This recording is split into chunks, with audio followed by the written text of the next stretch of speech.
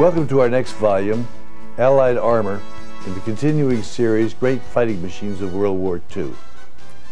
My father, along with General George S. Patton, was an enthusiastic supporter of the American M4 Sherman medium tank. It was a really great fighting machine, and when fitted with a bulldozer blade, it served as a tank dozer.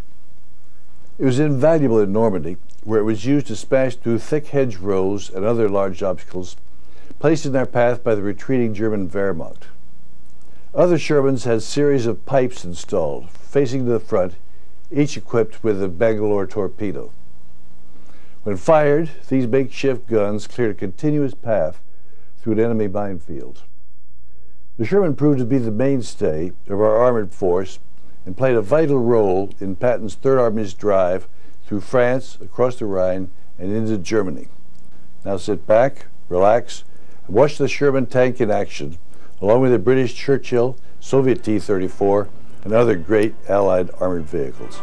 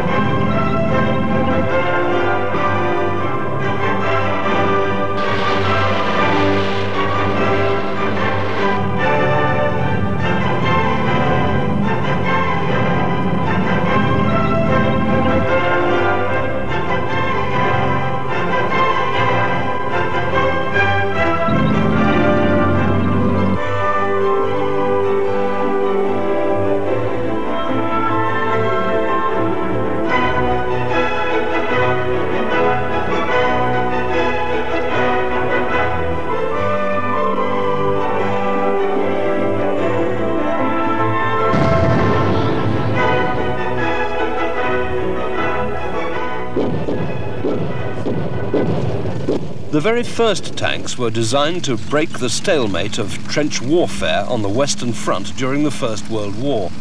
Ironically, it was the British Admiralty under Winston Churchill which was most receptive to the idea, and the earliest vehicles were accordingly designated land ships. The word tank, which has subsequently entered the dictionary, was a pure cover name designed to deceive the Germans. The rhomboid shape of the first tanks, which clattered into action on the Somme in 1916, was dictated by the need to cross an 8-foot trench or climb a 4-foot parapet. These lumbering vehicles had crews of up to 12 men and were armed with a mixture of 6-pounder cannon and machine guns in side sponsons. The French were quick to respond to the tank concept, and by 1917 the Saint-Chamond was in service, armed with a bow-mounted 75mm cannon and 4 machine guns. It was based on the chassis of the South African Holt tractor, the world's first successful Caterpillar tracked design. Next came the little Renault FT-17, which was the first true tank in the modern sense, being tracked, armoured and having a fully revolving turret. Over 3,000 were built, and amazingly, more than half of these were still in service at the beginning of the Second World War.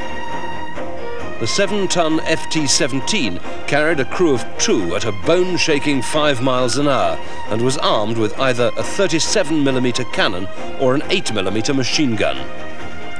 The French persevered with the light tank concept during the interwar period, and in the 1930s both Renault and Hotchkiss produced virtually identical tanks in the 10 to 12-ton class, the H-35, H-39 and R-35, all armed with a 37mm cannon and coaxial machine gun.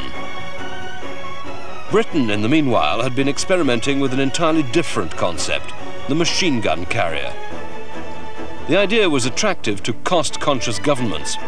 A fast little 3-ton tracked vehicle carrying a water-cooled machine gun would, they thought, give the modern army firepower as well as mobility.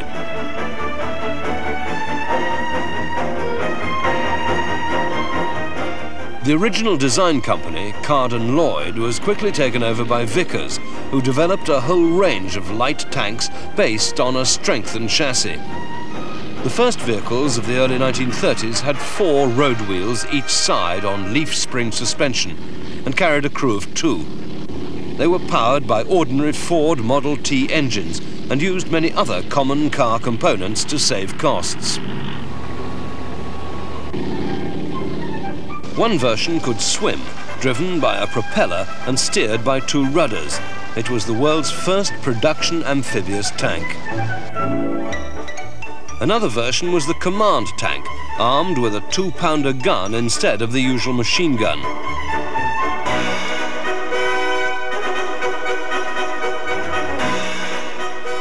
Yet another mounted 4 machine guns, which could be elevated to fire at aircraft.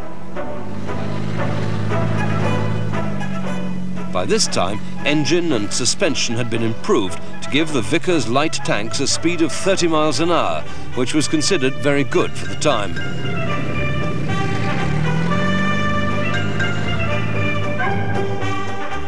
The most famous of all the vehicles in this series was the Bren gun carrier, which emerged from a light artillery tractor design after the Bren became the standard British light machine gun in 1938. It had a redesigned superstructure to give better crew protection and was conceived as a successor to the cavalryman's horse. During pre-war exercises, massed charges reminiscent of Waterloo were quite common, but the reality of war would soon put a stop to these. Its armour only provided protection against small arms, and the lack of overhead cover was a severe drawback. In a more sensible role, the Bren gun carrier could accommodate up to 6 infantrymen, allowing it to act as a personnel carrier alongside real tanks, giving them protection from enemy tank destroyer teams. Bren gun carriers could also be fitted with flamethrowers. The projector itself was mounted above the machine gun position, connected by a hose to a tank of petrol mixed with a gel to give it adhesive properties like napalm. Compressed air ejected the fuel in 1-second bursts to a range of about 50 yards.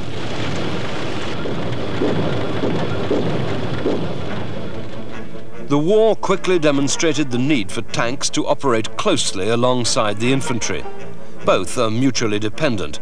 The tanks to tackle enemy armour and the infantry to follow through and take the ground. Although the Vickers range of light tanks, being lightly armoured and only equipped with machine guns, couldn't stand up to heavier German tanks or anti-tank guns, when supported by infantry and carriers, they proved very useful in the forward reconnaissance role, particularly in the Western Desert. Another tank which proved its worth with the 7th Royal Tank Regiment in North Africa was the Matilda. Designed for the infantry support role, it had armour up to 3 inches thick, which made it invulnerable to the standard German 37mm anti-tank gun, and even able to survive a hit from one of the dreaded 88s. Even the suspension and tracks were covered with armour plate.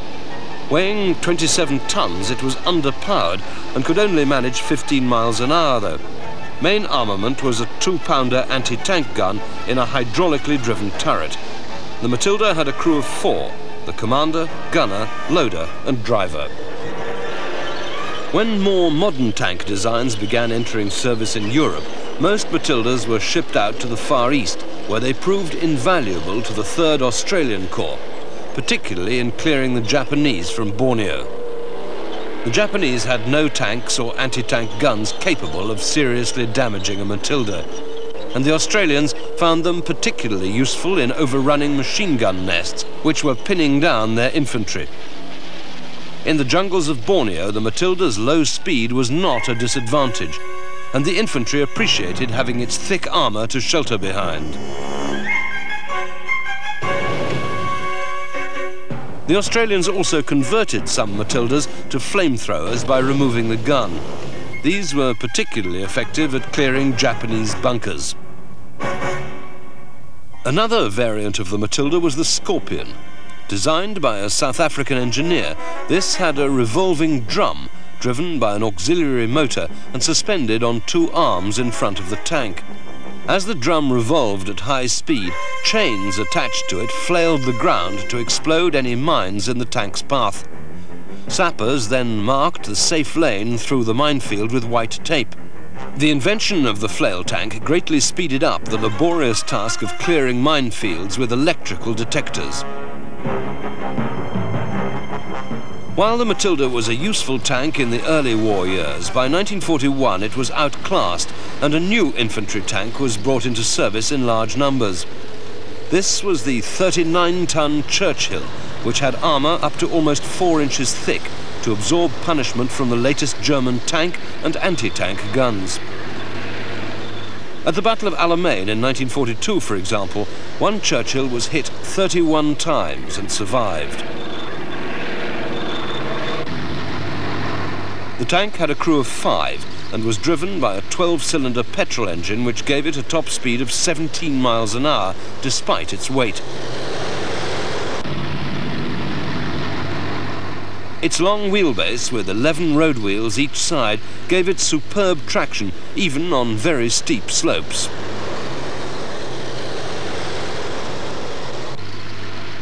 Early Churchills had the same 2-pounder as the Matilda in their turrets, but also mounted a 3-inch howitzer in the hull front. The disadvantage of the 2-pounder was that it could only fire solid armour-piercing shot, but the howitzer could fire high explosive shells to take out enemy anti-tank and machine gun positions. This made the Churchill much more suitable in the infantry support role, even though the whole tank had to be pointed at the target before the howitzer could be fired. Later versions of the Churchill had a redesigned turret, mounting a 6-pounder gun, and replaced the howitzer with a Bieser machine gun. Additionally, there was a coaxial Bieser in the turret. Still later, Churchills were fitted with American 75mm guns and some with 95mm howitzers, firing 25-pound high-explosive shells. The Churchill's operational debut was with the Canadian Calgary Regiment during the Dieppe raid in August 1942, which was rehearsed in great secrecy on the Isle of Wight. The tanks were specially fitted with deep wading gear, including extended engine air intakes and exhausts. Although the operation was doomed to failure, it taught many lessons which contributed greatly to the success of later amphibious landings in Sicily, Italy and Normandy. After Dieppe, 2 brigades of Churchills, the 21st and 25th, were sent to join First Army in North Africa. They performed very well during operations in the rugged wastes of Tunisia, finding they could surmount obstacles other tanks could not, while the new 6-pounder gun proved a nasty shock to German tank crews. Despite its lack of speed, the Churchill had 2 great assets in its mobility and armour protection, which made it well liked by its crews. One impractical idea tried out was towing sleds containing squads of infantry behind Churchills. This was quickly abandoned after field tests, but the sleds went on to have other uses. Much more successful was the Churchill variant known as the Crocodile. Based on Canadian experiments at the time of Dieppe, this had a flame projector mounted in place of the Hull machine gun. 400 gallons of fuel was carried in an armoured trailer towed behind the tank, giving approximately 80 one-second bursts of fire. Using a trailer also meant that a hit wouldn't immolate the crew of the tank. The Crocodile was so successful, the flame gun having a range of 100 yards, that all late-model Churchills were built with the modification in mind. In total, 800 tanks were converted into Crocodiles.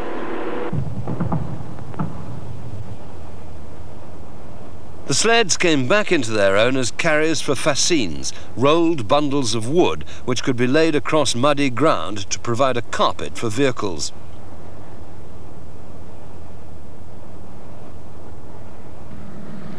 Other bundles could be carried in one of 2 types of bobbin fixed to the hull. Fascines could also be dropped in bundles into anti-tank ditches to provide a bridge. This was a bit laborious, though, and a wide variety of other bridging vehicles were developed, particularly by General Sir Percy Hobart of the 79th Armoured Division. Known collectively as funnies, these included the Churchill Ark, a turretless tank with 2 hinged ramps at front and rear and 2 girders mounted above the tracks. The Ark could be driven into a ditch to provide solid footing for following vehicles. Another funny was the Armoured Vehicle Royal Engineers, or AVRE, which mounted a large petard mortar in the turret for blowing up pillboxes.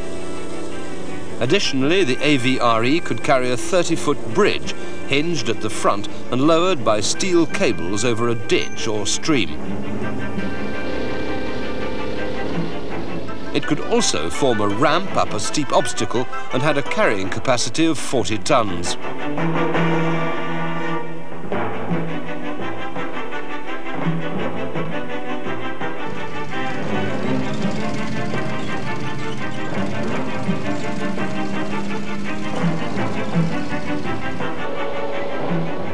A more sophisticated bridge layer, also developed by the Royal Engineers, was the Churchill Jumbo, which laid a 60-ton capacity bridge 47 feet long by means of a hydraulic arm.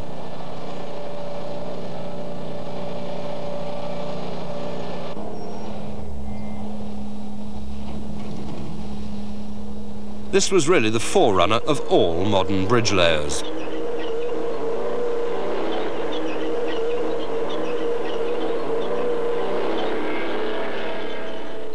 Apart from the light cavalry and heavy infantry tanks, the British also introduced a variety of in-between designs, one of which was the Covenanter. This was developed by the London Scottish Midland Railway Company between 1937 and 1940 as a successor to earlier and obsolescent cruiser tanks then in service.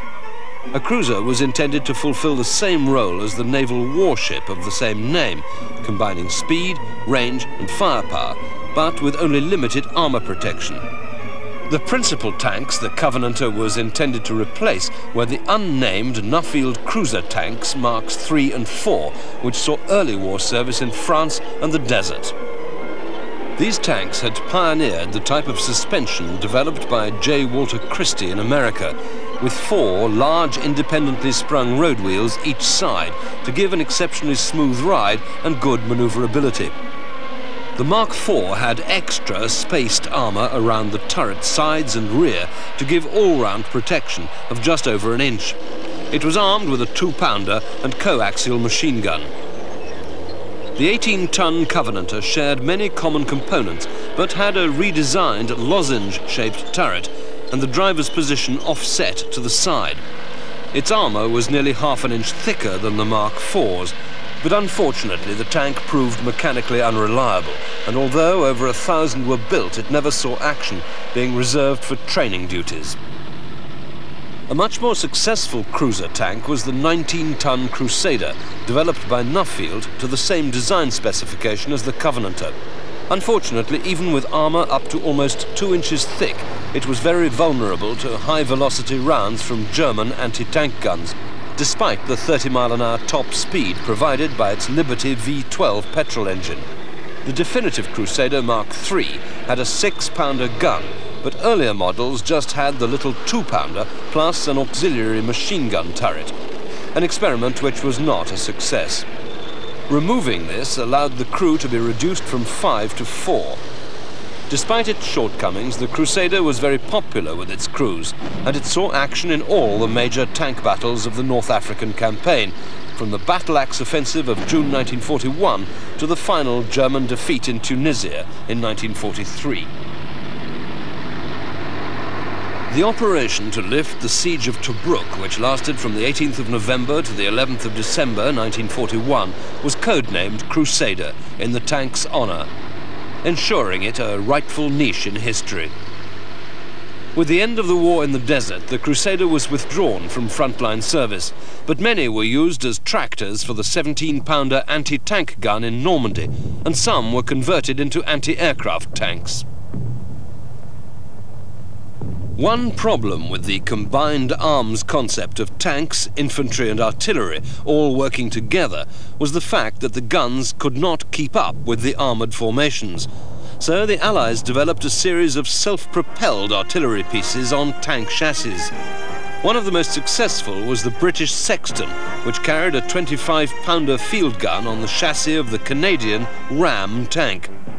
This was crewed by 6 men and had an open-topped fighting compartment with stowage for 108 rounds of ammunition.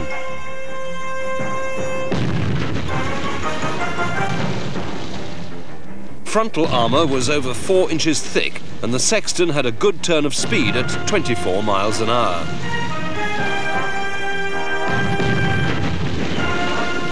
The American M7 howitzer motor carriage was very similar. Designated Priest in British service because of the pulpit-shaped machine gun position on the right-hand hull side, it mounted a 105mm howitzer in an open-topped superstructure on the lower hull of an M3 or M4 medium tank. Armour protection and performance were identical with the Sexton, but the Priest could only carry 69 rounds of ammunition. Both vehicles gave the Allies invaluable artillery support right up in the front line. Another tank which later formed the basis of a self-propelled artillery piece was the Valentine, so named because its design was first offered to the British War Office just before St. Valentine's Day on the 10th of February 1938. It came into being because Vickers were convinced they could produce a better infantry tank than the government-sponsored Matilda. The basic design parameters were that it should have armour 2 to 2.5 inches thick, but should not exceed 16 tons in weight. This caused numerous problems, in particular limiting the crew to only 3 men in early versions, prohibiting the inclusion of a proper all-round vision cupola for the commander and restricting range to only 70 miles without the use of external fuel tanks. Despite these drawbacks, the War Office finally ordered the Valentine into production in April 1939, partly because the gathering war clouds over Europe indicated that every possible tank would be needed, and partly because Vickers, using Canadian as well as British production lines, estimated they could manufacture Valentines in 1/3 of the time it took to produce a Matilda. The basic vehicle owed much to earlier Vickers cruiser tanks, and the use of common components helped tooling up in the factories. Low slung, it had thinner frontal armour than the Matilda, but better all-round protection. Top speed was the same at 15 miles an hour, but the simpler construction made the Valentine the more reliable of the two tanks. Crew accommodation was very cramped and steering awkward, despite which the vehicle was well liked by its crews. Early Valentines had the standard 2-pounder gun, but the turret was later revised to take the 6-pounder and eventually a 75mm gun, while the crew was finally increased to 4. The Valentine went through no fewer than 11 different marques before production ceased in 1944. Nearly 4,000 were supplied to the Russians, who judged it the best of all the Western tanks they operated. The Valentine's hull served as the basis for yet another self-propelled artillery piece, the Bishop, which actually preceded the Priest and Sexton into service. It was very much an improvised design, the turret simply being replaced by a slab-sided steel box in which was mounted a 25-pounder field gun. This had limited elevation, so range was reduced to some 6,000 yards, less than half the gun's normal capability. On top of this, conditions inside the gun compartment were extremely cramped. Despite these drawbacks, the Bishop gave useful service in North Africa, Sicily, and during the early stages of the Battle for Italy before being withdrawn from service. A much more successful design, because it was properly planned rather than improvised, was the American M10 gun motor carriage. As early as December 1941, the American Army decided that what it needed was fast-moving, hard-hitting tank destroyers to take on the enemy armour while allowing its own tanks and infantry to exploit breakthroughs. The result was the M10, known in British service as the Achilles. It was based on the lower hull of the M4 medium tank, but had a lightly armoured upper hull and open-topped turret mounting a 3-inch gun. The British later replaced this with a 17-pounder, which was a far superior anti-tank gun. The 29-ton M10 carried a crew of 5 and had a top speed of 30 miles an hour. Camouflage is essential on the modern battlefield, and infantrymen had long since learned to wear subdued uniforms and to use foliage to break up their silhouettes. An AFV is larger and more difficult to conceal, but imaginative use of brushwood and nets can disguise its identity from the enemy for long enough to allow it to get the first shot in. Mobility is just as important as concealment. And to allow the infantry to keep up with the tanks, the United States Army developed the M3 half-track armoured personnel carrier, a cross between a truck and a tank, which is still in service with many armies 50 years after the war.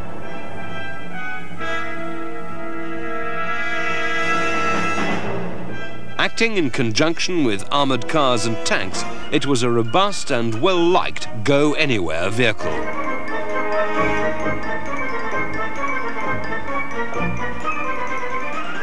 Just to confuse the issue, the identical designation M3 was given to the General Stuart light tank, which first went into service with the British in the desert in 1941, before the United States entered the war.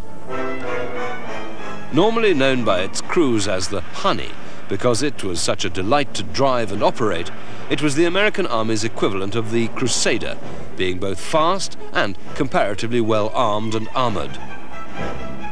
The high, rather boxy silhouette caused by the size of the original air-cooled radial engine and the choice of vertical volute spring suspension was a battlefield disadvantage, though. M3 crews overcame this by using the tank's exceptional manoeuvrability and 36-mile-an-hour speed to charge into action in old-style cavalry fashion and engage the enemy at point-blank range. On several occasions, this so disconcerted Rommel's Africa Corps veterans that they shied away from action. Like most wartime tanks, the Honey went through various modifications involving different diesel or petrol engines and cast, welded or riveted armour, with different radio and machine gun arrangements as well. But basically it remained the same 14-ton, four-man tank with a 37mm main gun in a power-operated turret and armour up to 2 inches thick.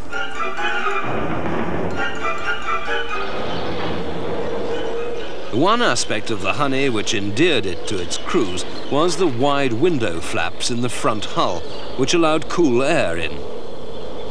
This feature served them well both in the desert and later in the steamy jungle of Guadalcanal, where M3s played a vital role in defeating the Japanese, who had nothing to match them.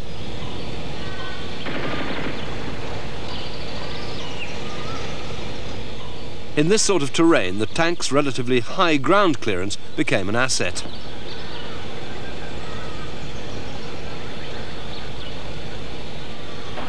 Because the aero industry needed the same type of engines as were being fitted to the M3, General Motors suggested that a pair of Cadillac V8 car engines could be installed in their place. After this was tried and proven, the Stuart was redesignated M5.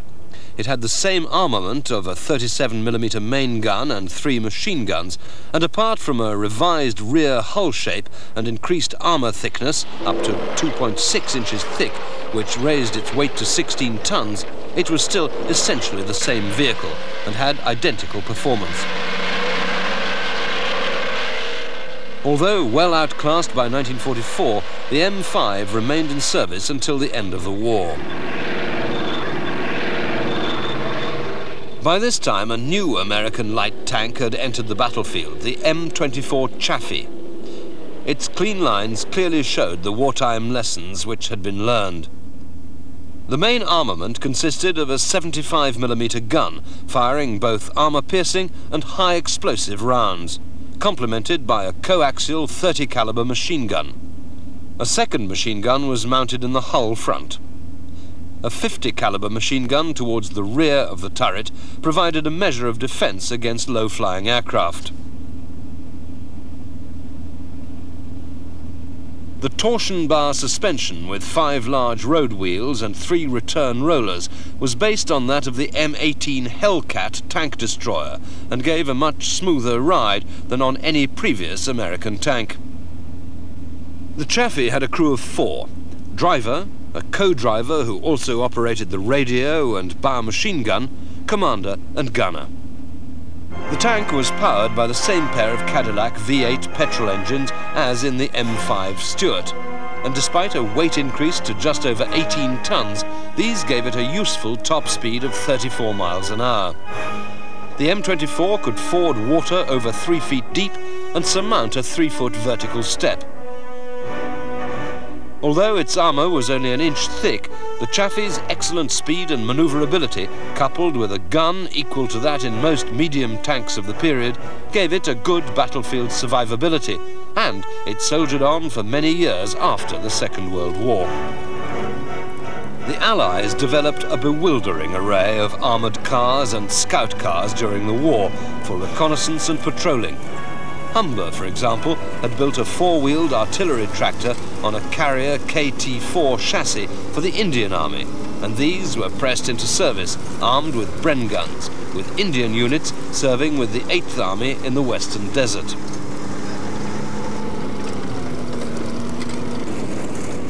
South African-built Marmon Harrington Mark III and IV armoured cars were also used extensively in the desert. Based on a Ford truck chassis, these had either a Boys anti-tank rifle or a 2-pounder gun in their turrets, as well as a machine gun, and could bowl along at 50 miles an hour. One of the most prolific of all armoured cars was the Humber, which not only saw service throughout the North African campaign, but also in Italy and Europe. Amazingly, a number were still in service with various nations until well into the 1980s as internal security vehicles. The design was based on the same KT-4 chassis as used in the Indian artillery tractors. This was married to a hull modified from a pre-war Guy armoured car design, but with a better sloped hull front. The three-man crews appreciated the Humber's spacious interior, which ideally suited it for use as a command car as well as a reconnaissance vehicle. Powered by a Roots 6-cylinder petrol engine, it had a top speed of 45 miles an hour and a range of 250 miles, which allowed it to range deeply into the desert on patrol.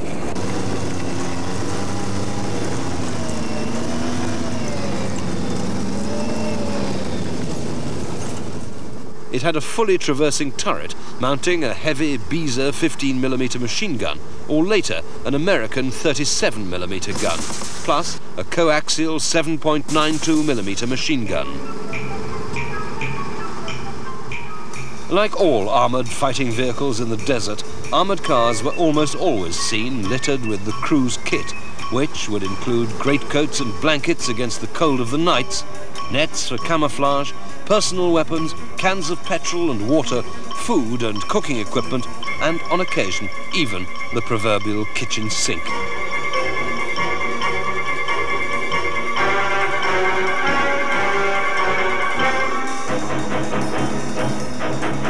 Joking aside, the Humber's proven engine and chassis with solid axles, half-elliptic springs and thick cleated tyres made it both reliable and well suited to all types of terrain.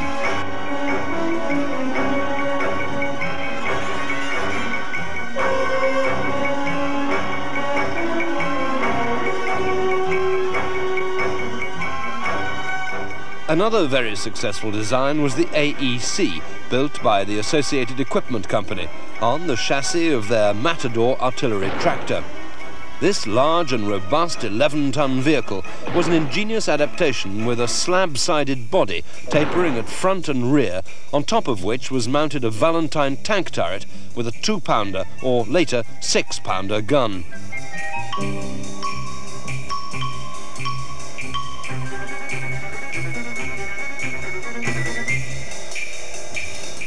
Because the turret had frontal armour over 2 inches thick, the AEC could operate from a hull-down position against German tanks, something most armoured cars would normally try to avoid.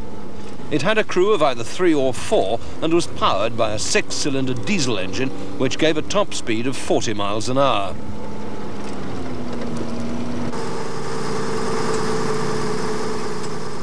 The biggest problem that the British had in their early battles was that neither the 2-pounder nor later the 6-pounder gun could fire high explosive rounds to tackle enemy artillery and anti-tank guns.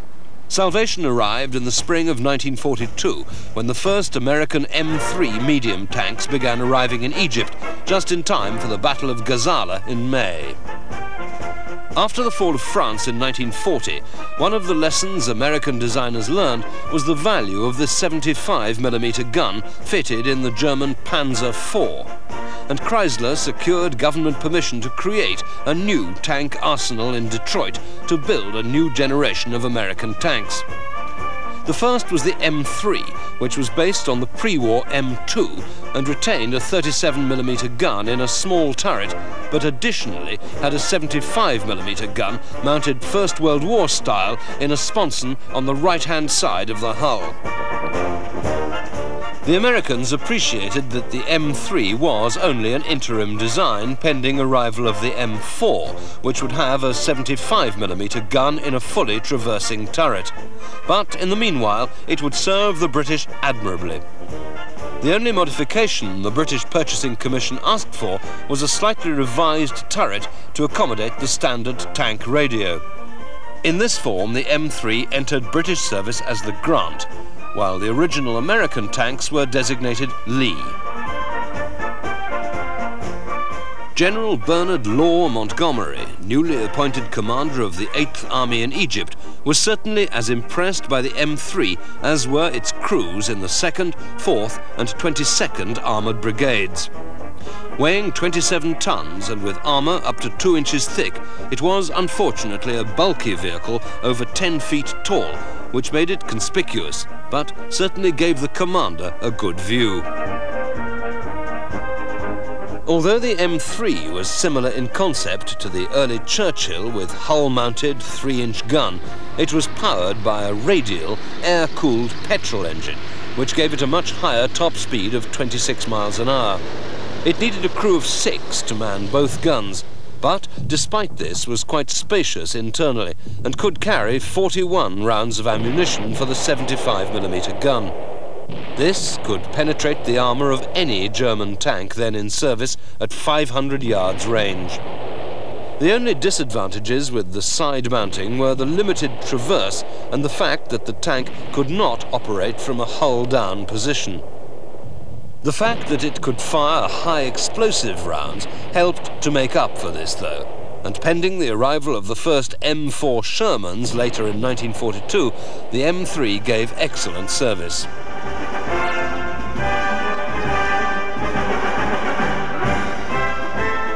A most unusual prototype for an armoured fighting vehicle was the Alligator. This tracked, amphibious design was the brainchild of a retired engineer, Donald Roebling, to help rescue hurricane victims and downed aircrew from the Florida Everglades. After it was featured in a magazine article, the United States Marine Corps became interested and late in 1940 commissioned FMC to develop a military version for amphibious assaults.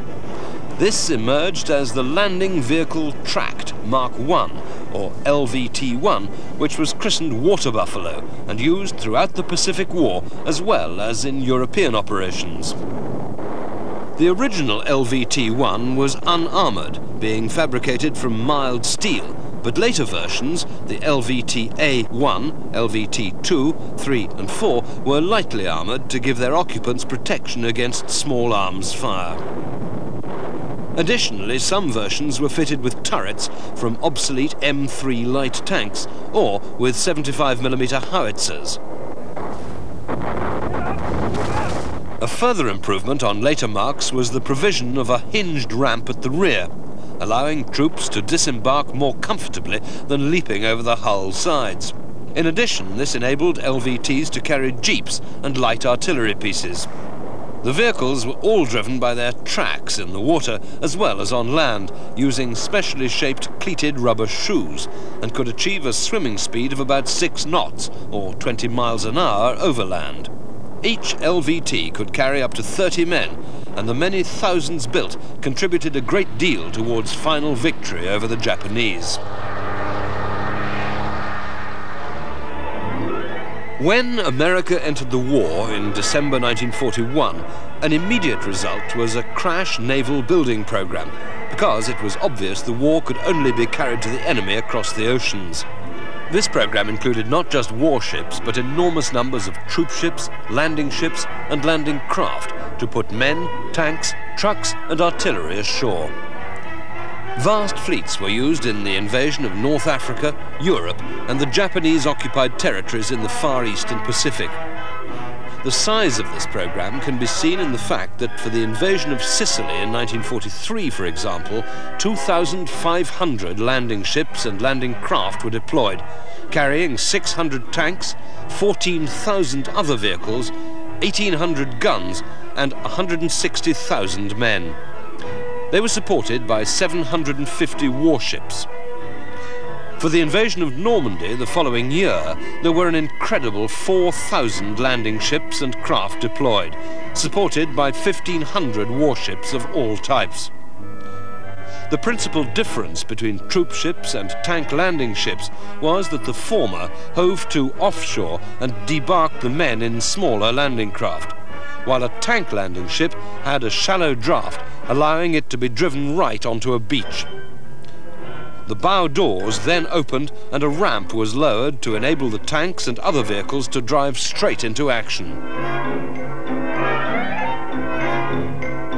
Bulldozers, some of them armoured, were used to clear beach obstacles and create roads leading inland. The ubiquitous Bren gun carriers still appeared in large numbers. Other new vehicles used in Italy and France included a wheeled amphibian known as the Duck, the British Cromwell medium tank, and the American M12 self-propelled gun, mounting a 155mm howitzer. German prisoners were quite overwhelmed at the quantity and variety of Allied armour. At the beginning of the war, the Soviet Union had an extraordinary number of different tank types, light, medium and heavy, but they soon discovered the advantages of standardization. Typical of their light tanks was the T-26, which could be equipped with a flamethrower as an alternative to 37 or 45mm guns and machine guns. Another light tank, used principally as a reconnaissance vehicle, was the 5-ton T-60, armed with a 20mm gun. Although it had a good turn of speed, it was totally outclassed by 1941. The principal Soviet tank throughout the Second World War was the T-34, probably the most successful and influential design of all time, although outclassed by the later German Panther. Developed from the earlier BT range of fast tanks, which were greatly influenced by the American Walter Christie, the first T-34 emerged in 1936, but was kept a closely guarded secret and came as a nasty surprise to the Germans when they invaded Russia in June 1941. Most of its principal features are evident to the eye. Well-sloped armour to deflect enemy shells, large road wheels and wide tracks to give excellent cross-country mobility over all types of terrain, including snow, and a hard-hitting 76mm gun, superior to anything the Germans or the Western Allies then had in service. The diesel engine, specially developed to cope with great extremes of temperature, gave the 28-ton T-34 a remarkable top speed of 32 miles an hour. The T-34 was also extremely versatile, and one variant was the Su-85 assault gun, mounting an 85mm gun designed for the infantry support role. Later, an uprated T-34 with a larger turret, itself mounting an 85mm gun, was introduced, and then the Su-85s were themselves altered to take 100mm weapons. Russian infantry predominantly operated on foot, and lacking armoured personnel carriers usually drove into battle perched on the rear hulls of their tanks. By Western standards, the T-34 was primitive in terms of finish and crew comfort, and in fact, at the height of the German drive on Moscow, tanks were driven straight out of factories onto the battlefield without even a coat of paint. Only a tiny proportion were fitted with radio, so crews had to communicate by means of semaphore. What made up for these disadvantages was the fact that the T-34 was almost totally reliable. The sloping armour also compensated for the fact that it was less than 2 inches thick, and the diesel engine reduced the fire risk when hit. Fire, unfortunately, was a major problem with early versions of the principal Western medium tank of the Second World War, the M4 Sherman. And British crews who first took them into action in 1942 christened them Ronsons, with macabre army humour. The Sherman, successor to the M3 Lee and Grant, was built in greater quantity and a larger number of variants than any other Allied tank. The original M4s had the same lower hull, engine, suspension and drivetrain as the M3. Some later versions would have stretched hulls to accommodate larger engines as well as horizontal instead of vertical volute spring suspension, plus wider tracks to improve cross-country mobility. All versions had cast turrets and most had welded hulls, although some had cast or bolted noses. Principal armament of early versions was a gyro-stabilized 75mm gun, which could be fired while the tank was moving. But this was later upgraded to a higher velocity 76mm weapon. In addition, there were bow and coaxial machine guns. The tank first saw action with the British 8th Army in the desert and with the American 1st and 2nd Armoured Divisions in Tunisia at the end of 1942. Shermans were also used extensively in the jungles of the Far East and Pacific Islands. Here, the nature of the terrain prevented large-scale deployment, and the tanks usually operated singly or in small numbers in the close infantry support role, winkling the Japanese defenders out of their cunningly concealed bunkers with high explosive shells. The Japanese had few tanks, and those were of inferior quality, so there were no major armoured battles in this theatre of operations. By this time, too, most Shermans had extra armoured plates welded on the outside of their fuel tanks. Blocks of concrete were also sometimes bolted to the hull sides. Further protection against fire risk was later provided by storing the ammunition in water-filled racks below the turret ring. The Sherman encountered still different terrain and extremes of climate in Italy. Here they encountered far tougher opposition because Hitler had withdrawn some of his crack panzer regiments from Russia to meet the threat of Allied invasion. And Shermans were soon in battle with the formidable German Panther. This had well-sloped frontal armour over 3 inches thick, compared with the Sherman's basic 2 inches, and mounted a high-velocity 75mm gun, which could knock out an M4 at over 1,000 yards. Sherman crews had to get inside half this distance in order to stand a chance of damaging a Panther, even with the new 76mm gun which began appearing early in 1944. The Sherman carried between 75 and 97 rounds of ammunition for its main gun, and loading these by hand through the turret hatch was a tiring procedure. Additionally, 5,000 rounds were carried for the machine guns.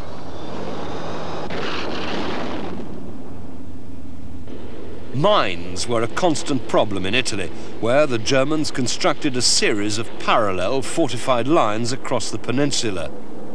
There were never enough flail tanks to go around, so the infantry usually had to clear a path for the tanks. A tank's hull floor is usually its weakest point, the Sherman's armour here being only just over half an inch thick, and many fell prey to the German Tellermine.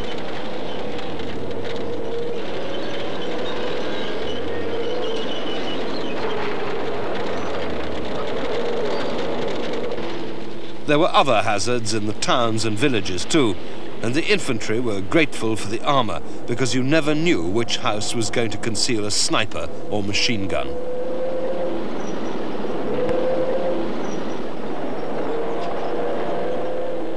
The numerous rivers and streams were another constant problem.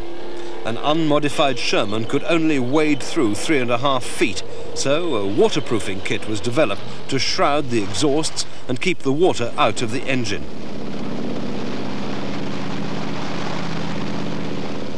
With this fitted, a Sherman could wade a river up to 6 feet deep. The modification was also useful in amphibious landings, when the slope of the beach prevented landing craft coming fully ashore.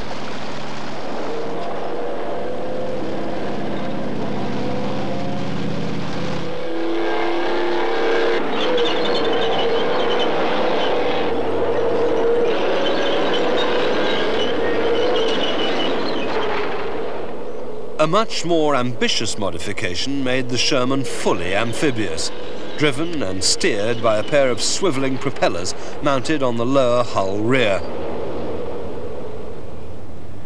The whole hull above the tracks was encased in a rubberized canvas screen.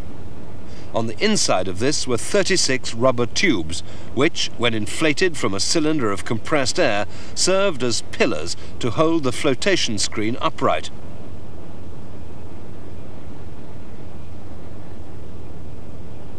Further rigidity was provided by means of steel struts, complete assembly taking about 15 minutes.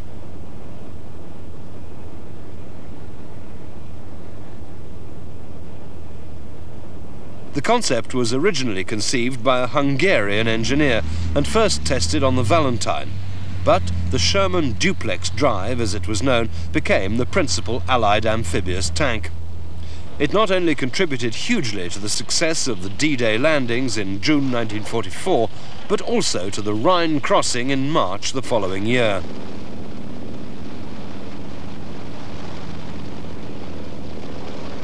In water, the propellers gave the tank a speed of about 5 knots.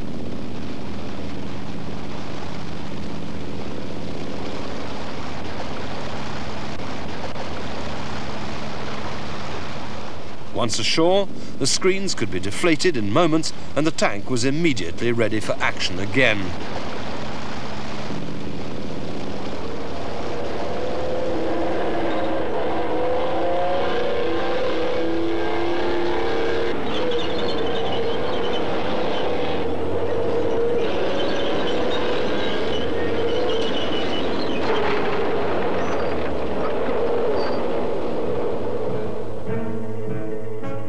America and Britain were not the only countries to use the Sherman. The Canadians built 2 versions which they named Ram and Grizzly, and they also formed the main striking force of General Philippe Leclerc's Free French 2nd Armoured Division during the invasion of Normandy.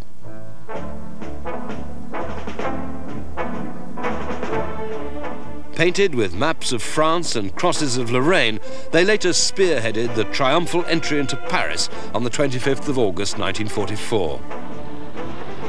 Before that, though, there was a long way to go, and the narrow French roads were soon crammed with Allied tanks and infantry, the tanks festooned with spare road wheels, track links and other kit, just as in the desert. Although the American 76mm was an improvement over the earlier 75mm gun, it was the British who produced the most effective Sherman of all, the Firefly. This was fitted with the 76.2mm 17-pounder gun, firing a new high-velocity armour-piercing round, at long last capable of taking on the Panther on equal terms. Another Sherman variant was the Dozer, designed to allow engineers to clear roads and fill in craters while under enemy fire. These were first used at Anzio in April 1944, and afterwards some 2,000 of the 45,000 Shermans built were fitted with bulldozer blades, which also gave extra protection against enemy fire. A major problem Allied tanks encountered in Normandy was the dense hedgerows, 5 or 6 feet thick. Sergeant Cullen of the 102nd Cavalry Squadron received the Legion of Merit for his idea of a welded-on hedge cutter to get through them. Shermans so fitted were given the name Rhinoceros. Most Allied tanks in Europe had olive-drab paint schemes, sometimes with mottle of other colours. This was fine during the summer, but when winter came, they stood out like sore thumbs. So the tank crews were kept busy mixing up buckets of whitewash to help conceal them against a snow-covered landscape. This was just one of many tricks developed to help survival. Another was fixing spare track links on the hull to give an extra layer of armour protection. Large numbers of Shermans were adapted to carry the flail mine-clearing device, originally used on the Matilda. For some reason, M4s, so modified, were known as crabs. Because the revolving drum was wider than the tank, other vehicles could safely follow in its track marks. Inevitably, Shermans were also fitted with flamethrowers, which experience had quickly shown were the most effective weapons for dealing with enemy strongpoints invulnerable to high explosive shells. The standard B4 flame gun simply replaced the turret machine gun. It was normally fired in 2 to 3 second bursts, but continuous bursts of up to 25 seconds duration could be directed against obstinate targets. The gun could either project napalm or ordinary liquid petrol by turning a valve to add or cut out the adhesive gel. US Marine Corps Shermans used in the Pacific had a different flamethrower, which fired down the barrel of the main gun. Yet another Sherman version was the Calliope, which fired banks of 60 high-explosive rockets from tubes above the turret.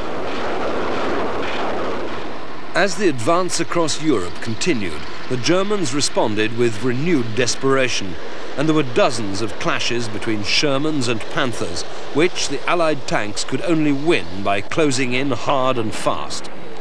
This was not always easy because the Panther could manage nearly 35 compared with the M4's 25 miles an hour.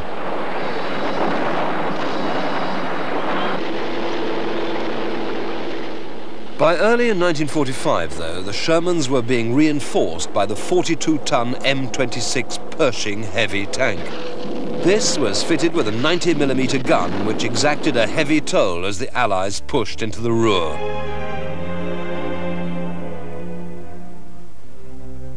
The drive into the German heartland was no pushover. Every town and city was fiercely contested, and the men of the Allied armoured divisions were constantly being ambushed. They also had problems to contend with in clearing roads and bridges. And the Sherman was roped in to perform many unlikely tasks.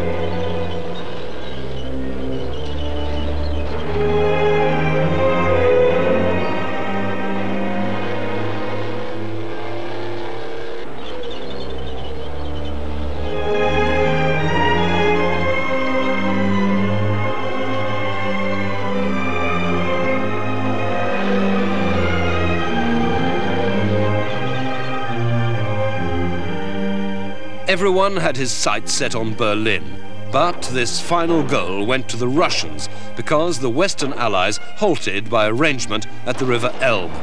Then suddenly Hitler committed suicide on the 30th of April, and a week later Germany surrendered unconditionally. The war against Japan would continue until the 15th of August, but in the meanwhile there were victory parades throughout liberated Europe, in which the Sherman, as of right, featured prominently.